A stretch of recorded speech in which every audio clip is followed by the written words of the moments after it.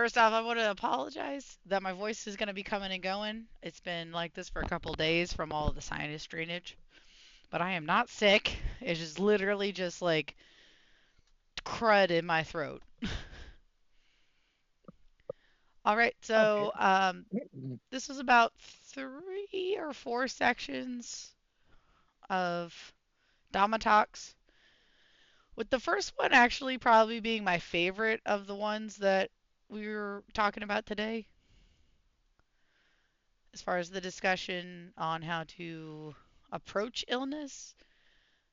I think, like you were saying earlier, Ben, they're very straightforward on what they're about as far as techniques and Yeah. ways to handle death and illness and stuff, right? So, Mhm. pretty Yeah. straightforward. The world is without shelter, without protector, and then they talk about what that means as far as like you can't give your pain to other people to feel for you. Yeah. And I thought that was a really interesting thought to have because I think it's one that I know intuitively, but is interesting to bring back forward in my mind to reflect on. I also have a different interpretation that I mean I think this story is about a monk talking to a king, and Right. so basically, even if you're a king, you are not protected from illness and pain and all these kind of things. Right, and I wouldn't call that interpretation different, but it is a different point to focus on.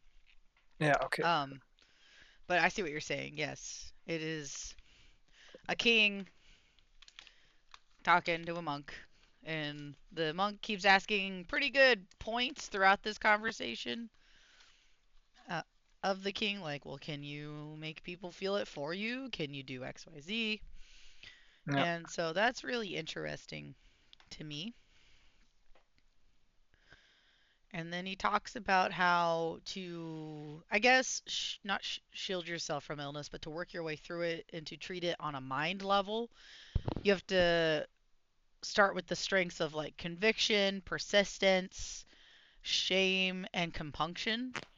And so, how Hello. these aspects of your mind are what approaches you can take to illness beyond medicine. Um, Hi, Max. Hello. We just got Hello. started talking. Nice. We noted that the Dhamma talks are pretty straightforward on what they're labeled, pretty much as labeled, pretty forward on you dealing with illness. Here's some steps to meditate on and work through this thing. And so I like it though, it's very forward, right? So the classification of diseases into 3 categories: those that will go away without medicine, those that won't go away even if with medicine, and those that will go away with medicine. Um, and that regardless of where you're at in this, like 3 categories, that you still should be getting your mind in the right place. Because as is focused on in the other talks, there's a lot of focus on your mindset at the time of death, because death can come at any time, and more than like the type of way you die, which I'm skipping ahead a little bit, but in the talk, he talks about how some people think that good death or bad death is I died by an accident versus I died of natural causes. But that's not the real definition of a good death or bad death in the context of which we're talking. So much as the mindset that you bring to that moment, or the skill set, you may be a better word, the skill set you bring to that moment. Both of them, because yeah, the mindset basically dictates. I mean, they putting a heavy emphasis on rebirth and stuff. So Mhm. basically, the mindset that you have on your at your point of death will basically determine where you go. Mhm. But they also say the skills that you have accumulated, the mental skills, especially, they will stay with you in the next life. Yeah, I've been really interested to see that the metaphor used in the previous Dhamma talks carried over into these today, as far as the burning house goes, in that sometimes you're Mm. trying to direct what house you go to, or hoping the house next to you is in good condition, or you are trying to just put out the fire altogether. And Yeah, so, just all really interesting metaphors being used here. Once again, jumping around just a little bit. Do, do, do, do, do. Um, like I said though earlier, I really like how these sections will go through kind of what kind of mindsets you're looking to try to get into, and then a I'm gonna call it a recommended order because I don't feel like if you went out of order, this guy would be like wrong. um, but that following this will generally be a great meditation practice, I think, and in many cases beyond you dealing with your illness, I believe, you know, and beyond death, just in a general sense. I believe they seem very useful, like to breathe in and be sensitive to rapture or refreshment, breathe in and out sensitive to pleasure, breathe in and out sensitive to mental fabrication, right? These are all, I feel like, things that we can incorporate regularly regardless of what's going on in our life.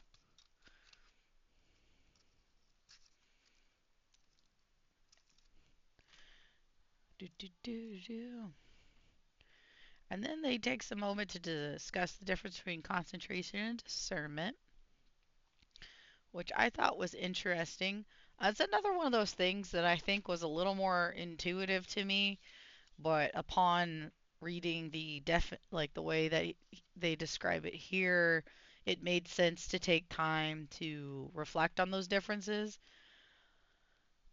With concentration being more of a solid con- so concentration being more like a solid one track thing going on, with and discernment being a more broadly applicable understanding, I suppose.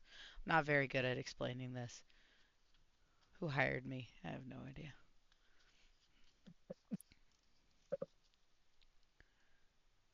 I'm not paying you nothing to get confused. You ain't paying me nothing anyway. That's right. I'm paying you less than nothing. Yeah. In fact, I think you owe me. No, I'm kidding. No. It's like, wait, do I I owe you money? I guess the opposite I would should be I owe I should you be money. right. I'm paying you so little you owe me. Ugh, gross. That'd be sad. I don't have any money. Anyway, that was a tangent. Does the pain have a Yeah. shape? If you perceive it as having a shape, again, you've glommed the pain together with a property of the body. I love that they use the word glommed. Hmm. I haven't heard it a lot out of the context of the early to mid 2000s, when it transformed into glomped for a Right. while. So it's interesting to see it actually used in a sentence. Very good.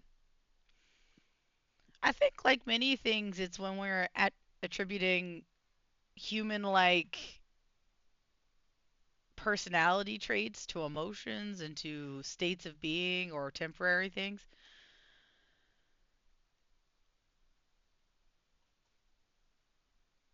And then we need to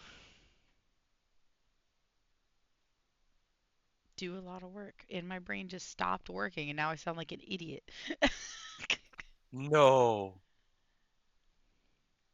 That's all I had was just no. What I did like was interesting meditation practices. So at some point in here somewhere, he's talking about how if you got pain in one area of your body, take time to try to focus on the symmetrical side where it doesn't hurt. So if you have pain in your left side, try to focus on your right side and see what's like check in there, I guess. And I thought that was a good way to break up perhaps the fixation that can happen when we have pain in an area of our body.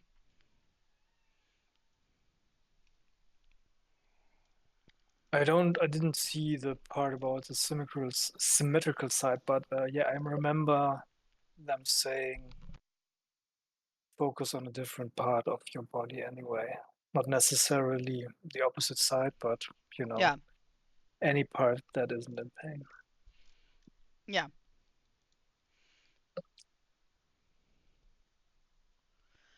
And then we're thinking about the fourth tetrad, mindfulness of breathing. Talks about different ways to answer the question of what's the difference between this tetrad and the third, which deals with the mind as its frame of reference. So we have the image of the committee of the mind.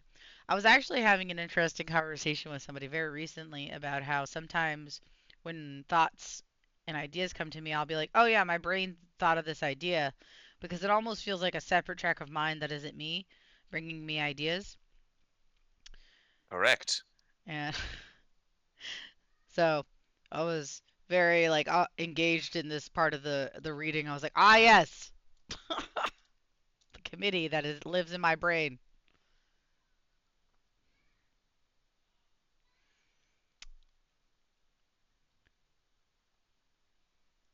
Your purpose is to get rid of specific members that obstruct mindfulness and concentration, and to encourage members that help the mind to settle down.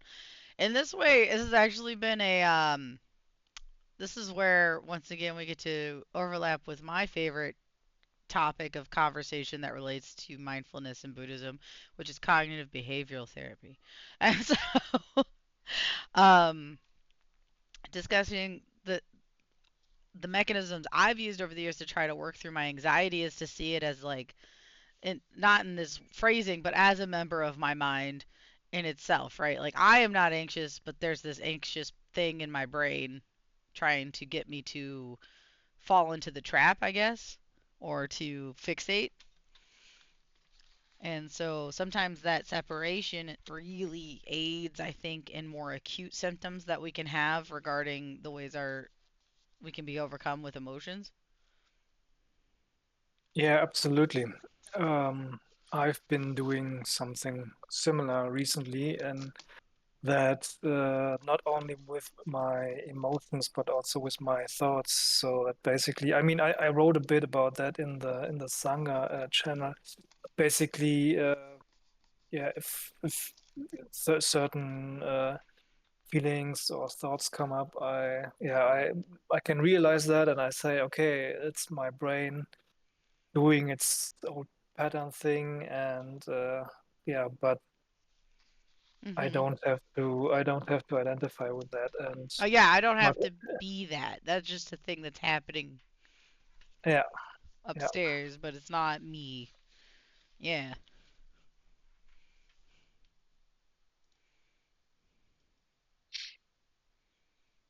Putting aside thoughts related to the world.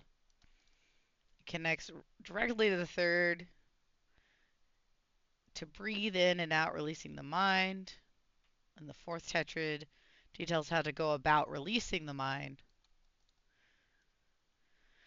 And so in this reading, we can see the different steps about how to breathe in and out. Dukkha, anatta, stress and not self. I like that while this speaker outlines these steps, he does take a moment to be like, and these don't happen instantaneously one after the other. Because you do read it and you're like, okay, so in the span of seconds, I must go from thinking about this to this next thing. I was like, well, no, it's a process that takes time. And so I appreciated that the speaker slowed down long enough to describe that for the listener or the reader.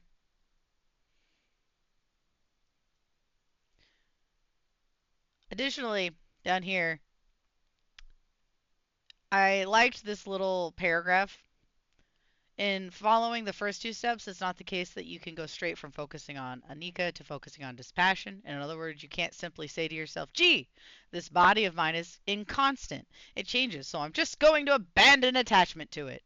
That doesn't work. It's like saying food is unreliable. Every time I eat, I get hungry again. So I might as well just stop eating. If you did that, you wouldn't last very long. You'd either starve to death or start eating again. There are actually extra steps in between to answer the argument. Okay, this may be inconstant, but why should I let it go? So, like I said, just taking that time to really be like, and don't freak out if it's not happening. Boom, boom, boom, boom. Mm. So I appreciate that about these talks. I feel the speaker is aware of how the average person probably thinks. You know,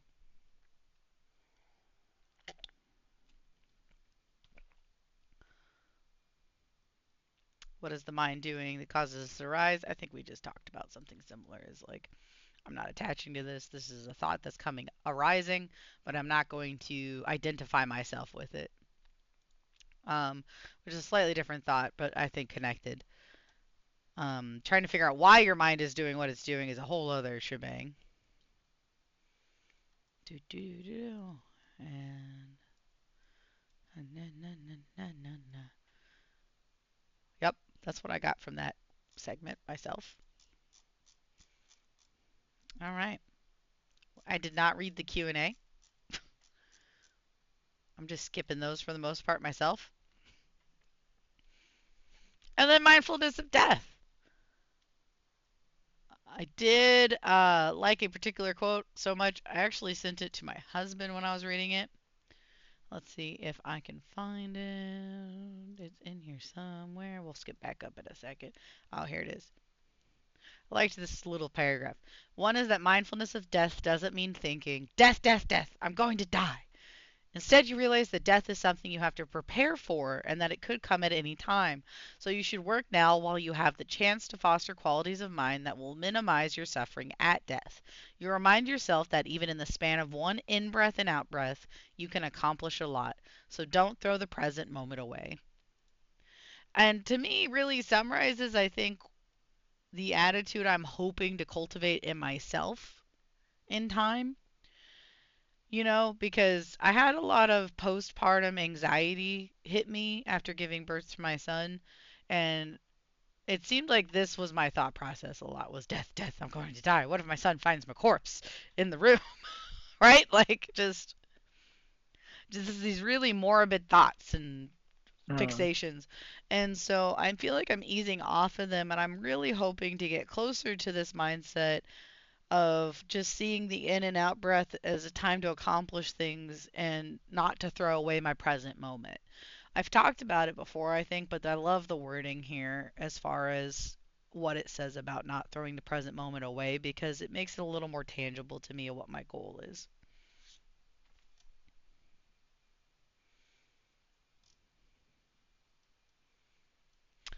We talked briefly about this earlier because I skipped ahead a bit, so I'll highlight it now to say so at death, there are three important factors. There's the fire, which stands for the being, the wind that sustains the fire is craving, and then the house nearby stands for your next life. This continued metaphor of the idea of a fire jumping from one house to the other is us jumping from one life to the other, right? So you've got three options in this case where you either make sure the house nearby is nice and you work hard to make sure your next life's going to be good. You try to get some control over the direction of the wind or you try to put out the fire entirely, which would be leaving the cycle of rebirth. And so this entire section was a really interesting reflection, but I did have a hard time concentrating at some point because the way it started to be worded got harder for me because it's not a way I think very often. But also because I don't think that right now in my practice, thinking about higher hell realms and animal realms is something that I super consider. But also because during this paragraph, I went on a super tangent in my mind thinking about how to relate Buddhism to a cartoon that I like. Excellent. And I sat there for probably a good 15 minutes thinking about that cartoon while I just looked at this. I was like, I just wasted so much time. Which cartoon is it? Has been Hotel. Wow. Yeah. Yeah. So there you are. And then also in my own practice, I don't put much stock into the divas. If you are somebody who does, I think that's fine. Um, but I guess one could say I'm a little less spiritual on my walk of Buddhism and a little more just of the day-to-day practice of it. I don't know how to put that any other way. I don't dislike it though. It's interesting. I just I don't Yeah, I mean, have a lot I of personal concerns with this being an issue for It's me. it's less spiritual and more philosophical. Mhm. Yeah, but it's interesting and it's fun to read about if you're into that kind of thing. So like when it starts getting into more of this spiritual realms and stuff, I try to take what I can from it, but some of it's a little harder to think like, is this applicable in a philosophical way, or would this just be an interesting thought process? Um, Qualities you can develop through persistence include virtue, generosity, and discernment. I think this is a fun thought process and an important one to consider as far as sometimes we need to remember the lessons we can learn when life throws us trials. Because while we're here, we have time to learn all sorts of cool things. And instead of just going, woe is me, I'm gonna throw a pity party, you know? mm, I'm not saying I'm great about that. I do have my times where I'm kind of overwhelmed with grief of loss of either moment or joy or things like that. But that, for the most part, when I can, I try to consider what can I learn from this moment? What is this life situation trying to teach me? I think that's easier these days than it used to be for me for sure, though. When I was younger or when I um, have lived in different situations, it was definitely a lot harder to keep that in mind. But at least right now, life's been throwing some curveballs our way, but I have been personally feeling not too bad about how I've handled it mentally and my approach to it. So that feels good. sounds good. Yeah. It is one of the reasons I am one of maybe two or three teachers who seems to enjoy my job. Very good. Commitment means that you do the practice to the best of your ability because that's the only way to learn. After all, if you know that you didn't do your best, what would you learn from your actions? The antidote here that he ends up getting into reminds me so strongly of my students because I have this conversation weekly with them. As far as like, Miss West, this is hard. Hey, this I can't do this. This is hard, and I have to constantly remind them that hard things are how we learn to do things, and that if I was giving them easy things, there would be nothing to learn. And so he gives a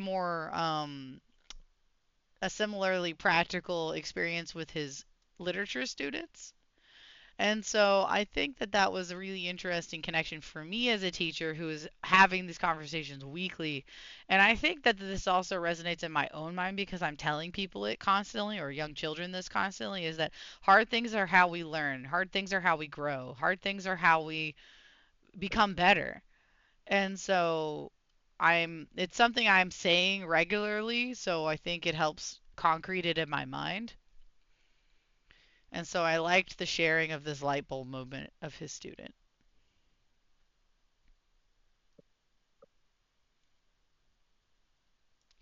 Asking yourself, what do I expect to happen from this intention, is a shockingly good answer, I think, to a lot of situations, and one I've actually been applying in my classroom and to myself for my students.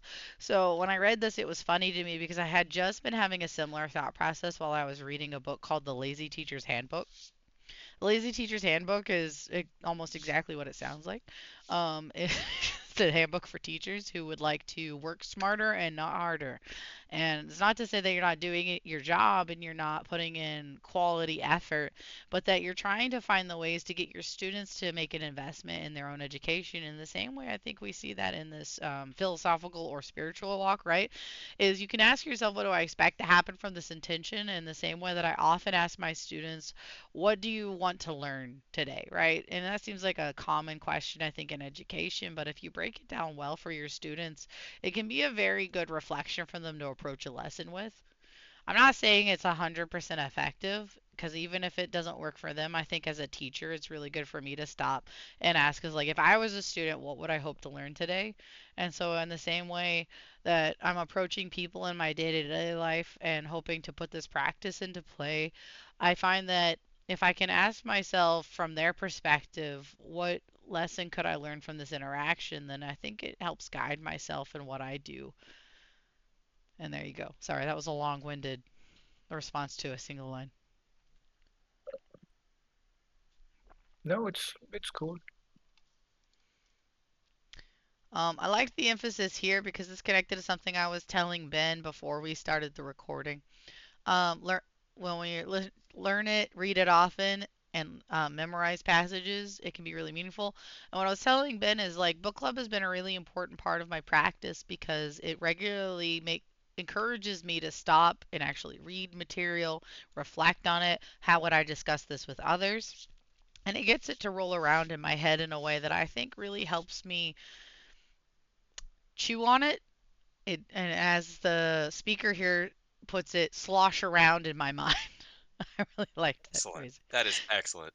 Yeah, it sloshes around in my mind more because of book club. I spend more time with it. And I appreciate that because I just noticed myself being I'll say a healthier person, even though I would like to believe it makes me a little more enlightened. But at the very least, I feel like a mentally healthier person because of the time I spend with the Dhamma from the book club. I mean, that also counts, in my opinion. I mean, we can hope for enlightenment, but it may or may not come. So if we can draw any Hmm. positives from the Dharma, then why not take it? I liked that. One of the questions he approaches is, what visual image are you trying to gain as you get the mind into concentration? And he pretty much knocks that down immediately with, there's no need to give rise to any sort of visual image. Um, the focus of the concentration is basically on the sensation of the breath and whatever sense of well-being you can maintain in the body. There's no need to have any visual image of light or forms. And so I thought that was a really good thing to emphasize for somebody who is learning to meditate and learning what that means for them Right. and what that practice looks like, because I think it is easy to get caught up in this idea of like, well, what am I envisioning? Well, so often you hear people say, I'm going to meditate on that, as though, you know, there's a subject to concentrate on in your mind, and Yeah. it's so easy to make an image of that because that's what we do. Mhm. So yeah, it's super important to be like, no, no, no, don't don't make a new idea and concentrate on that one. Just concentrate on being. Mhm. Yeah,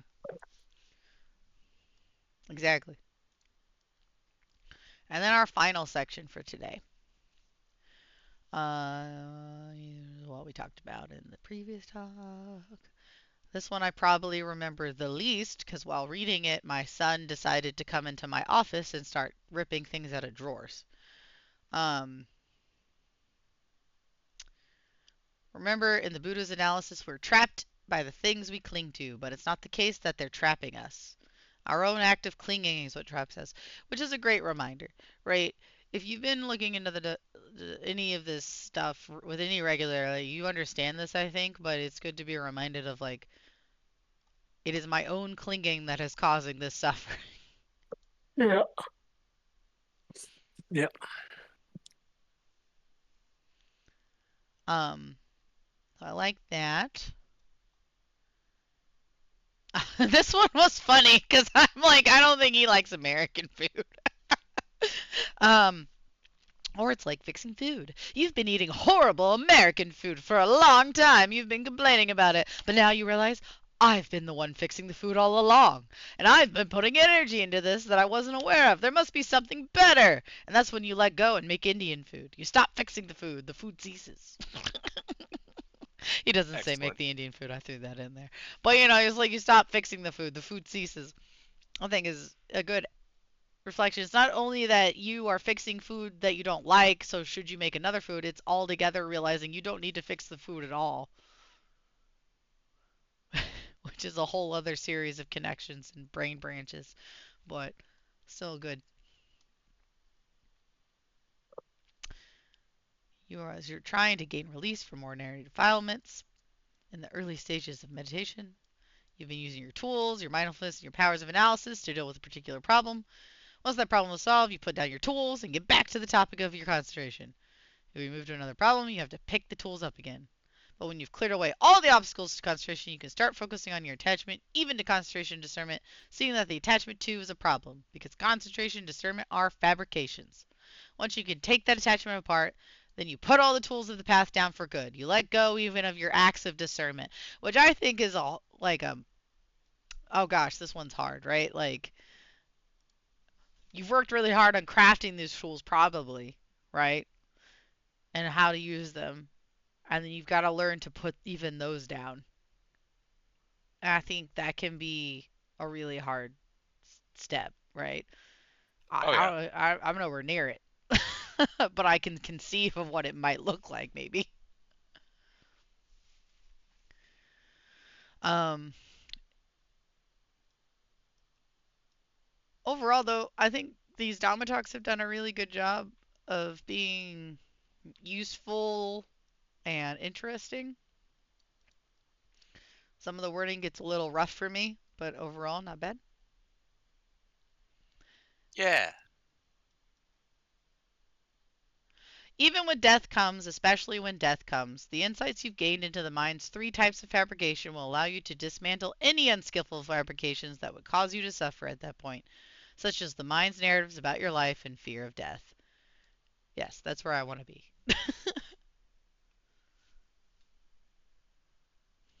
All right. Anybody else have thoughts? No thoughts, brain empty. Perfect. Yeah. I've achieved city.